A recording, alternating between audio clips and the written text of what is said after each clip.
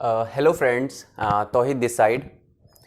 इस बार वीडियो थोड़ा सा लेट आ रहा है, बट चूंकि वीडियो थोड़ा इन्फॉर्मेटिव था, मुझे लगा कि शायद वीडियो इस टॉपिक के ऊपर बनना चाहिए, तो इसलिए मैं ये वीडियो बना रहा हूँ। एक्चुअली वेडनेसडे में जो लास्ट वेडनेसडे था, इसमें तीन चीज़ें इम्पोर्टेंट हुई हैं, राइट। और एक चीज़ अभी होनी बाकी है, मतलब जो फर्स्ट फैब को जो हमारा यूनियन बजट आ रहा है, एक तो इम्पॉर्टेंट चीज़ वो है। प्लस वेडनेसडे को क्या हुआ, एक कंपनी का जो है अडानी एंटरप्राइजेस का एफपीओ आना था, तो वो एफपीओ वेडनेसडे को हटा के फ्राइडे को आया। एक तो इम्पोर्टेंट चीज़ वो थी, अडानी एंटरप्राइज का एफपीओ, ठीक है। और एक चीज़ थी कि पठान मूवी रिलीज़ होनी थी, तो वो मूवी रिलीज़ हुई, उसका बिजनेस अराउंड 400 करोड़ का हो गया है। और एक जो सबसे इम्पॉर्टेंट चीज़ थी, जो पूरी इकोनॉमी को जिसने हिला के रख दिया, पूरी स्टॉक मार्केट को हिला के रख दिया, राइट, वो है हिंड्सबर्ग रिसर्च फर्म है एक अमेरिका की, उसने एक रिपोर्ट इशू की है in related to the Adani group. ये पूरे अडानी ग्रुप को उसने उसके ऊपर एक रिपोर्ट इशू की है। अच्छा, पहले हम जानते हैं कि हिंड्सबर्ग रिसर्च जो है उसकी क्या रिपोर्ट है और वो कंपनी क्या करती है। तो हिंड्सबर्ग रिसर्च एक कंपनी है जो अमेरिका के अंदर रजिस्टर्ड है, जो डिफरेंट डिफरेंट कंपनीज के ऊपर रिसर्च करती है और फिर उसके बाद अपनी रिपोर्ट इशू करती है। इस कंपनी की जो रिपोर्ट आई है वो काफ़ी रिलायबल मानी जा रही है, और जिसकी वजह से स्टॉक्स में, अडानी ग्रुप के स्टॉक्स में काफ़ी फॉल भी हुआ है। रिलायबल क्यों मानी जा रही है? एक्चुअली इस कंपनी ने मोर देन 30 कंपनीज के ऊपर रिसर्च की है और फिर रिपोर्ट इशू की है। इस कंपनी ने 2020 में एक निकोला नाम की कंपनी थी, जो कि ई व्हीकल की कंपनी थी, उसके ऊपर एक रिसर्च रिपोर्ट निकाली थी, और उस रिपोर्ट के निकालने से कंपनी का स्टॉक 94% तक डिक्लाइन हो गया था। तो इसलिए कंपनी काफ़ी न्यूज़ में थी, काफ़ी फोकस में थी ये कंपनी। तो और काफ़ी सारी कंपनीज थी जिनके ऊपर इसने रिसर्च की, सी वर्क्स हो गया, जीनियस ब्रांड, आइडियानॉमिक, मुलन ऑटो, जिनके स्टॉक्स अप्रॉक्सीमेटली 50 to 80% डिक्लाइन हुए। तो इस वजह से इस रिपोर्ट को इग्नोर नहीं किया जा सकता, और मार्केट के अंदर इसका काफ़ी इफ़ेक्ट देखने को मिला। इसकी वजह से क्या हुआ, तो इसकी जो रिपोर्ट्स थी उसके अंदर अप्रॉक्सीमेटली 88 क्वेश्चंस को रेज़ किया गया, जिसमें कुछ इंपॉर्टेंट पॉइंट्स ये थे कि हिंड्सबर्ग रिसर्च का कहना यह है कि जो अडानी ग्रुप की कंपनीज है उनके अंदर मैनिपुलेशन होता है। मैनिपुलेशन कैसे होता है कि वो अडानी ग्रुप जो है वो कैश को इंडिया से बाहर ट्रांसफ़र करता है through illegal way to the shell companies. जो बाहर शेल कंपनीज यानी कि फेक कंपनीज रजिस्टर्ड हैं बाहर, इंडिया के बाहर, उनको पैसा ट्रांसफ़र करता है, और फिर वो कंपनी जो है अडानी ग्रुप की कंपनीज के अंदर पैसा इन्वेस्ट करती हैं।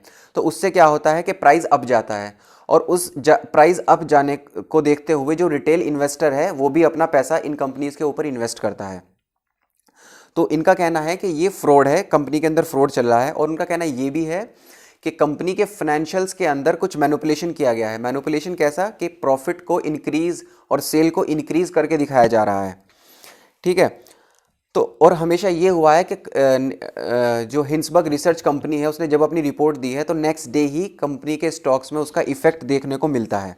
तो इसी तरह अडानी की ग्रुप की कंपनीज के अंदर हुआ। अडानी ग्रुप ने पिछले 8 साल में अपने 4 सीएफओज चेंज किए, तो इससे भी थोड़ा सा कहीं ना कहीं डाउट हो रहा था। और अभी ये हो रहा है कि अडानी ग्रुप ने कोई क्लैरिफिकेशन अभी तक नहीं दिया था, सिर्फ वो उसके ऊपर काउंटर ही क्वेश्चन कर रहे थे।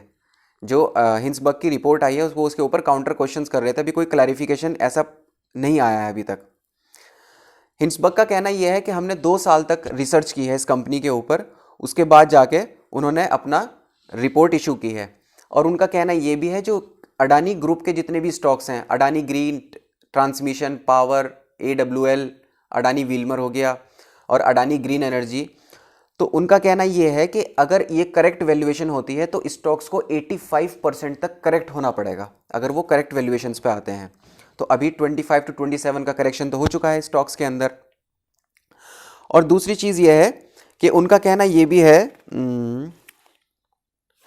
कि कंपनीज, कुछ बड़ी कंपनीज जो हैं इस ग्रुप के अंदर, यानी कि अडानी ग्रीन और अडानी टोटल गैस के जो ऑडिटर हैं शाह ढंडारिया, वो एक बहुत छोटी सी फर्म है, यानी कि उनके जो सीए हैं उनकी एज 25 to 27 है। तो उनका कहना यह है कि इतनी बड़ी कंपनीज के इतने छोटे से ऑडिटर, इतने नए ऑडिटर कैसे हो सकते हैं, कुछ तो डाउट है जो उनके ऑडिट रिपोर्ट पे साइन कर रहे हैं।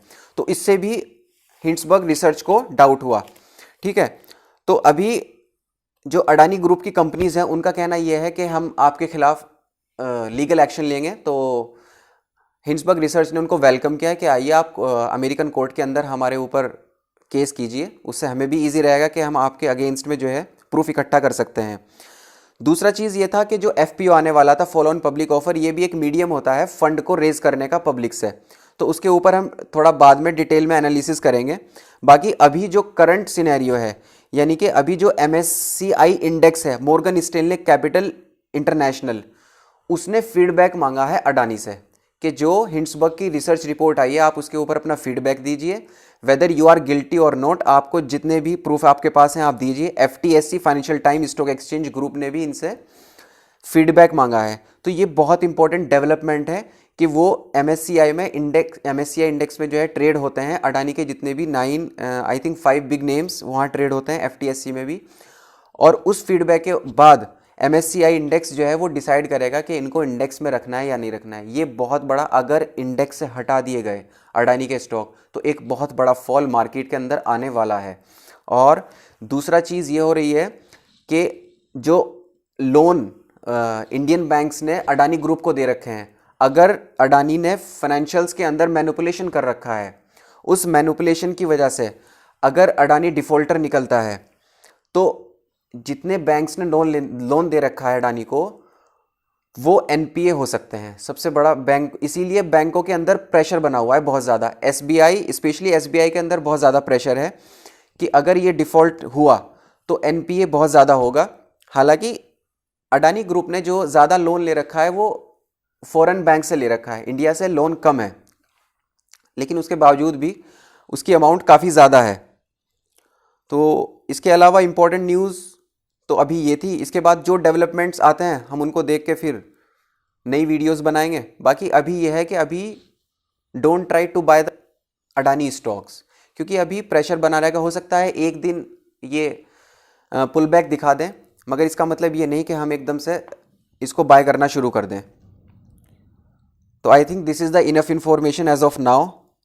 FPO के ऊपर हम एक सेपरेट वीडियो सोच रहे हैं कि सेपरेट वीडियो बनाएं, क्योंकि उसका भी एक बहुत बड़ा इशू है। क्योंकि अगर FPO, अडानी ग्रुप का FPO फेल हो जाता है तो ये भी एक अडानी ग्रुप के लिए बहुत बड़ा डिजास्टर है, क्योंकि इस FPO को इशू, ये अप्रॉक्सीमेटली 20,000 करोड़ का FPO है, और अगर ये फेल हो गया तो अडानी ग्रुप एक बहुत बड़ी मुसीबत में शायद फंसने वाला है। ठीक है, अभी के लिए इतना ही। Thank you so much for watching this video.